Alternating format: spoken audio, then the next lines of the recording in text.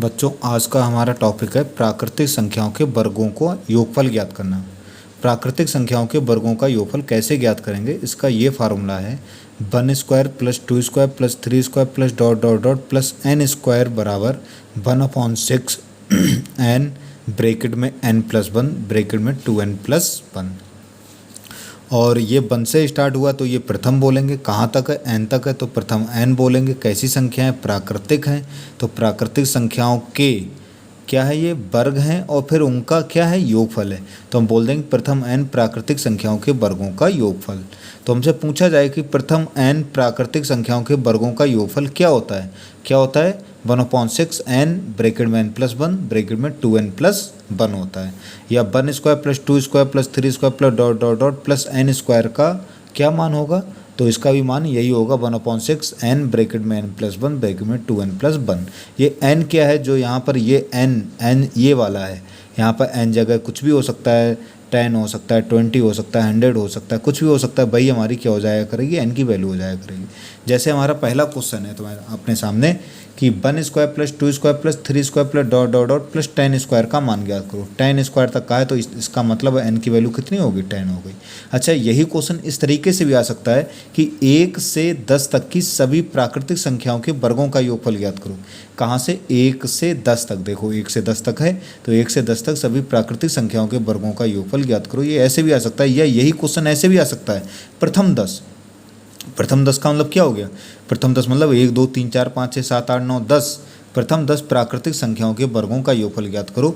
तो ये भी यही बात, मतलब तीनों क्वेश्चन एक ही हैं, बस उनकी भाषा अलग अलग है। तो यहाँ पे n की वैल्यू हमारी कितनी हो गई, n की वैल्यू हो गई 10। ठीक है, अब इनके योगफल का क्या सूत्र होता है।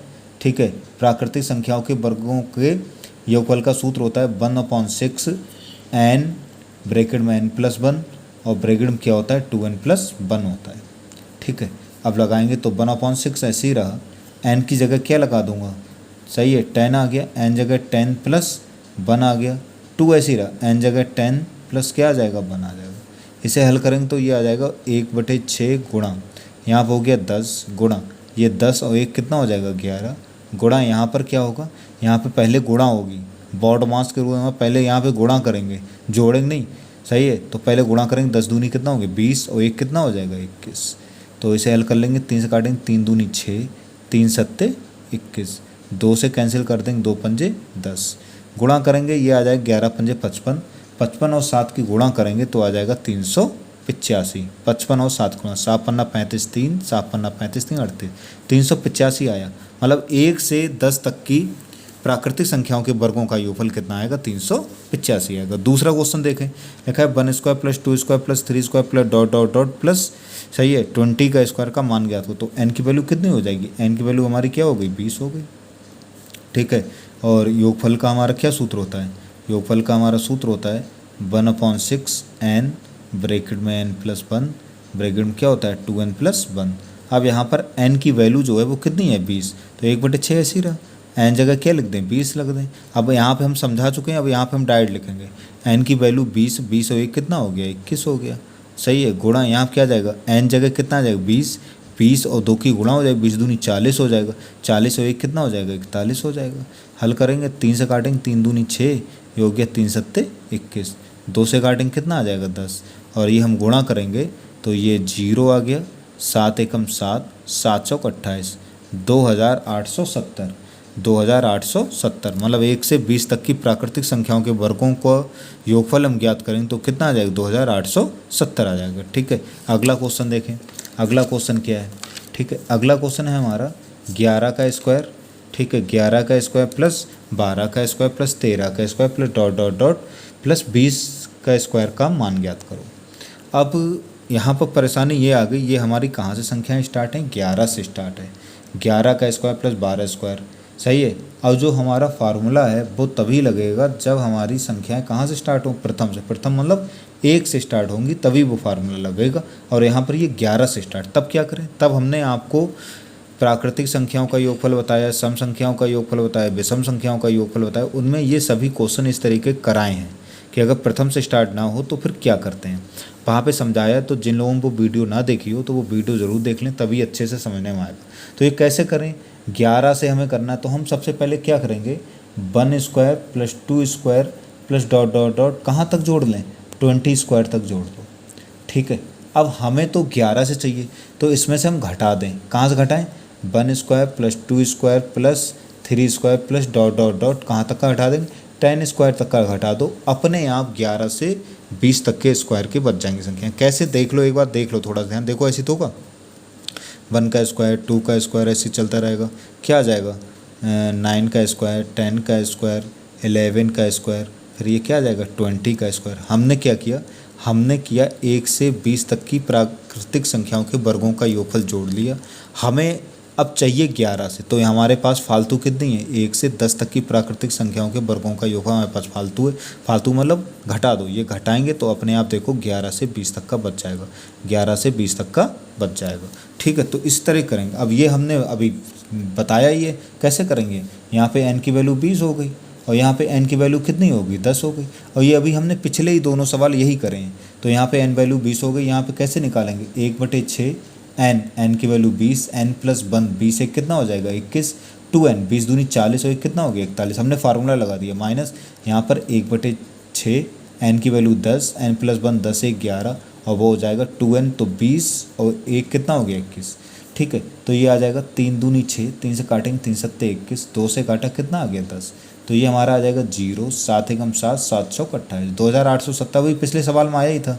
यहाँ पे 3 दूनी 6, ये हो जाएगा 3 सत्ते 21 हो गया, 2 से काटा 2 पंजे 10 हो गया, 11 पंजे 55, 55 और 7 की गुणा कर लो कितना आ जाएगा 385 आ जाएगा। ठीक है, कितना आ जाएगा 385 आ जाएगा। अब क्या करो, इसको घटा लो, घटाओगे तो ये कितना आ जाएगा 2485 आ जाएगा। ठीक है, 2485 आ जाएगा। समझ में आ गया होगा सबको किस तरीके से करते हैं। ठीक है, अगला क्वेश्चन देखें तो अगला क्वेश्चन बहुत ही इंपॉर्टेंट है।